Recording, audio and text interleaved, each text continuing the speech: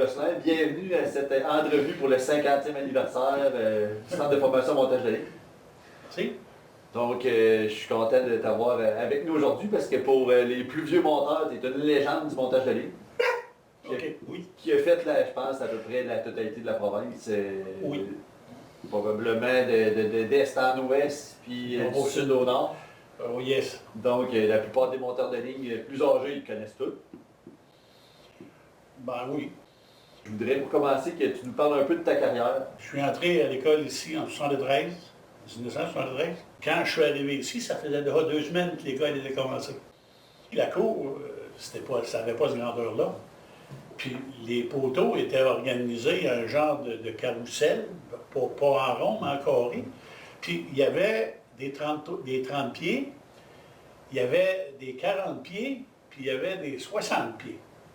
Fait que comme j'étais le dernier rentré, l'instructeur de l'époque, il me donne mes éperons, puis il me montre comment ça s'installait, comment tu les serres, puis il met ta ceinture, puis il me fait une démonstration. Fait que je dis, OK, je commence à faire ça.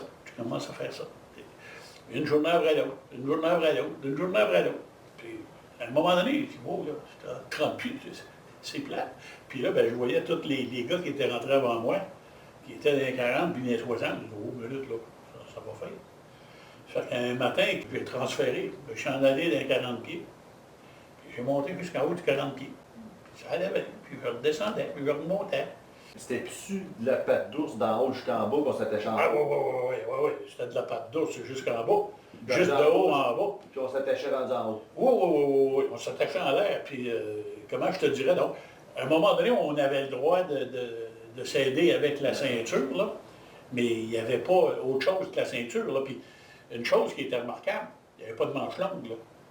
Hein? Les gars étaient en manche courte. On était en manche courte. Puis c'était des poteaux rompés qui avaient été passés à la base. Ça, c'était l'étape suivante. Ça. C'était, comment je te dirais, donc, on grimpait peut-être une semaine d'un poteau. Fait que comme il n'y avait pas rien qu'un gars qui grimpait dessus, t'imagines qu'il y avait des kilos en masse. Fait que le lundi d'ensuite, mettons, là, la première partie de la journée, c'était de romper les poteaux. Pourquoi que vous aviez choisi le montage de ligne? Je travaillais déjà dans le nord du Québec. À un moment donné, mes parents m'ont dit, ça te tenterait-tu de revenir dans le sud? Je dis oui. Ils ont dit, Monsieur X, il est prêt à t'engager. Ça tombait mal, c'était le propriétaire de Tiro. Fait que j'ai dit oui, je vais essayer. As-tu le vertige? Non, j'ai pas le vertige. Puis c'était quoi le processus de sélection? C'était pas compliqué. C'était tout simplement qu'il fallait que tu aies une promesse d'embauche. OK. Fait que quand tu venais ici comme moi, c'était entendu que je m'en allais chez Tiro en sortant d'ici. OK. C'est ce qui est arrivé. Les gens, ils venaient de partout. C'était-tu tous des travailleurs ou c'était beaucoup des jeunes? Il y avait beaucoup de jeunes, il y avait quelques travailleurs. Je dirais qu'on était 20, 24 maximum. Et il y avait 3 instructeurs pour tout le groupe. C'était un groupe, pour cette année-là, 73, c'était un groupe. C'était un groupe, puis c'était, le cours durait 4 mois, 3 mois, quelque chose dans le genre. Moi, je me rappelle d'être arrivé ici milieu d'août, puis d'être entré chez Tiro milieu décembre. Fait que ça n'a pas été long. Grimpage, il y avait du transport. Grimpage, transport, construction, distribution. Puis des notions de base d'électricité. La journée de travail, parce que ça ressemblait à quoi une journée à l'école? Une journée à l'école, c'était pas compliqué. Là. Puis c'était une routine qui s'installait là, sur tout le temps. Le matin, tu rentrais au travail, puis là, tu avais une période d'à peu près 20 minutes de remise en forme. Là. Une petite course à travers la cour, puis des exercices d'étirement, puis tout le kit. Puis ça, c'était à tous les matins? Tous les matins. Et là, après ça, tu allais chercher ton stock, ou si tu ne l'avais pas amené déjà au pied du poteau, puis là, tu commençais à clamer. Monter. Puis là, ben, tu montais, descendais, tu pouvais faire ça, je sais pas, moi, 20 fois, 30 fois. Puis là, ben, il arrivait à peu près à 10 heures. À 10 heures, là, on avait le break. Après ça, normalement, on avait un peu de théorie. Puis là, ben, il commençait à nous présenter les outils, le matériel, puis nous parler de ce qui se passe dans le job. Il y avait, appelons ça de la théorie là, pratique. L'après-midi, ça recommençait à la même affaire. Et là, tu recommençais à acclamer encore, là, tu venais de sauter la mise en forme, en théorie, tu l'étais. Puis là, ben, tu recommençais à monter. Puis l'après-midi, ben là, quand on avait progressé un peu, il te montait comment, par exemple, équiper une traverse.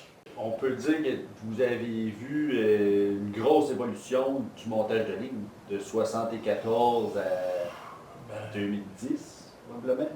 comment je te dirais, donc, j'ai l'impression que nous, quand on est arrivé, on s'est fait dire par des vieux monteurs qu'on avait la vie facile, qu'on avait du matériel, tout le kit.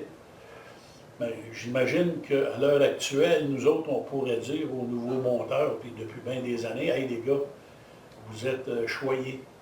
Fait que l'évolution des méthodes de travail, l'évolution du matériel, l'évolution de l'équipement de sécurité, tout ça, il n'y a rien de pareil. Quand je suis sorti de chez Tiro, je suis rentré à l'Hydro. Puis j'ai été là pendant 33 ans. J'ai fait beaucoup de Grand Nord. Tous les villages d'Abidjan, d'Abidjan, je les ai Les faits. villages non reliés. Les réseaux non reliés, exactement. Le coup de joie rapide, on commençait là, puis après ça, on montait là, tout le long jusqu'à Iwoujivik. Après ça, on descendait à Coudjouac.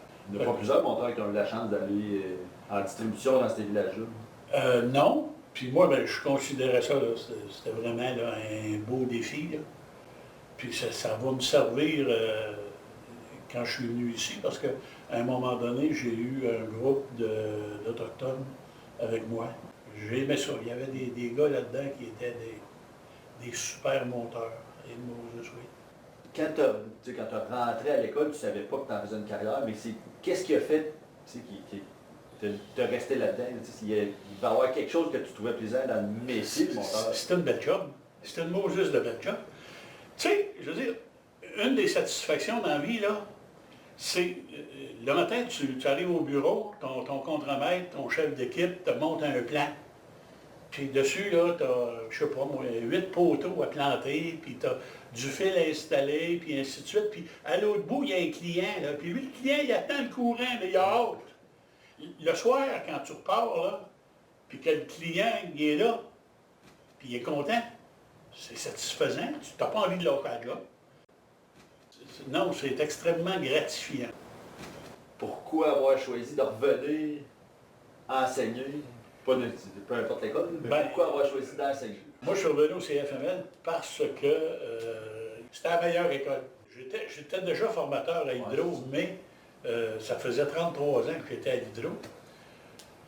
Puis, comme tu l'as dit au départ, j'avais fait pas mal le tour de la province. Parce qu'il y en a gros des monteurs à retraite d'Hydro-Québec qui vont choisir de retourner chez les contracteurs, mettons comme RDT, non, surveillant chantier. Non, ça m'a jamais attiré. L'école était près de chez moi. Je connaissais plusieurs gars qui travaillaient ici. Fait que je me suis dit, rester à la maison, là, puis un bon Canadien me tourne les pouces, là. Il y a sûrement quelque chose que je peux faire et que je peux donner aux jeunes. C'était le fun. Il y avait un beau challenge, puis il y avait un bel esprit. Puis, en tout cas, non, moi, l'école, là, de la minute que j'ai su qu'il y avait des postes ouverts, ah ouais, vas-y mon homme. Je suis rendu à 72 ans, là, puis ça me manque encore. Là. Passer la journée avec des jeunes qui veulent apprendre, là, c'est extrêmement motivant. Fait que ça, la partie d'enseignant du montage de ligne, ça n'a pas changé de ton entrée en 73? Non, mais non, il n'y a pas. Je ne pense pas qu'il y ait un instructeur ou un formateur, appelé comme tu voudras, qui va s'en venir dans une école avec des jeunes qui sont un peu plus revendicateurs qu'on pouvait l'être dans notre temps. Tu t'offres pas si tu n'as pas vraiment le goût de partager avec ces gars-là, puis de les faire avancer, puis, etc. Fait que t'es mieux de continuer à partager puis à recevoir, parce que c'est bien beau de dire je suis instructeur, puis je vais te montrer comment travailler. Mais le jeune, il va te montrer comment vivre, par exemple. Au cours de ta carrière comme formateur hydro, dont enseigné ici, qu'est-ce qu'il y avait en commun, les élèves ou les monteurs d'exception que tu as enseignés? Les jeunes en général, là, quand ils s'en viennent ici, là, ils sont comme n'importe quel autre jeune. Ils veulent apprendre, puis ils veulent réussir. Puis moi, quand j'étais dans le cours en arrière, là, ce que j'appréciais beaucoup, là, c'est le jeune qui avait toujours quelque chose à faire. C'est plus intéressant quand le jeune, tu es obligé de le ralentir. Le gars qui est toujours au pied du poteau, puis que je peux-tu monter, c'est-tu le fun d'avoir ça? Ouais. Puis tu vas y en demander plus. Puis t'en veux, tu vas l'avoir encore. Puis celui que tu pousses un peu, lui, tu vas l'aider, tu vas le pousser un peu, puis si on veut être bien honnête, à la fin, tu es encore plus satisfait parce que tu es obligé de travailler un petit peu sur lui. Mais le gars qui va réussir comme monteur, là, ça prend un gars sécuritaire. Ça, c'est la première qualité. La deuxième qualité, c'est un gars qui n'a pas peur de l'ouvrage. Puis une des qualités que je vois, c'est la communication. Le gars qui va essayer des choses, quand il est à l'école, c'est tel que tel. Mais s'il ne pose pas de questions, il ne l'apprendra pas. Mais quand tu arrives dans le champ, et que tu n'as pas posé la question,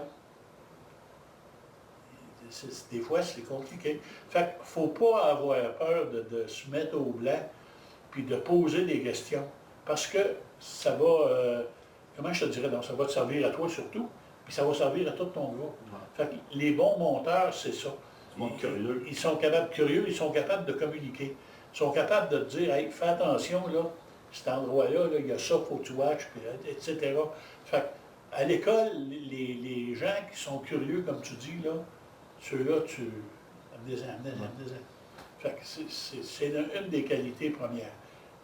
Sécurité, je dirais que c'est la première. Avoir conscience d'être prudent. Puis après ça, vouloir faire la job, pas attendre d'être poussé. Puis la communication. Moi, d'après moi, c'est... Avec ça, là, je suis capable de faire un mot du bon bout.